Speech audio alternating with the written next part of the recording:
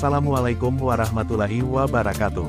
Kepada saudara-saudaraku yang seiman, sebangsa dan seagama. Kisah ke-17, Keutamaan Ikhlas. Pada suatu hari, Asy-Syibli radhiyallahu anhu sedang memberikan pengajian di sebuah majelis. Semoga Allah Subhanahu wa Ta'ala memberinya kewibawaan. Seorang pemuda yang mendengarkan ceramahnya tiba-tiba menjerit dan meninggal seketika. Saudara-saudaranya memusuhi Syibli dan mengadukannya kepada Sultan. Mereka menuduh bahwa Syibli telah membunuhnya. Sultan bertanya kepadanya, "Apa yang kau katakan?" Asy-Syibli menjawab, "Wahai Amirul Mukminin, aku hanya menjelaskan tentang ruh yang menangis karena rindu kepada Allah Subhanahu wa Ta'ala." Kemudian ruh itu dipanggil, dan ia memenuhi panggilan itu. Lalu, apa kesalahanku? Sultan langsung menangis, dan berkata kepada mereka, "Beri ia jalan. Dia tidak bersalah.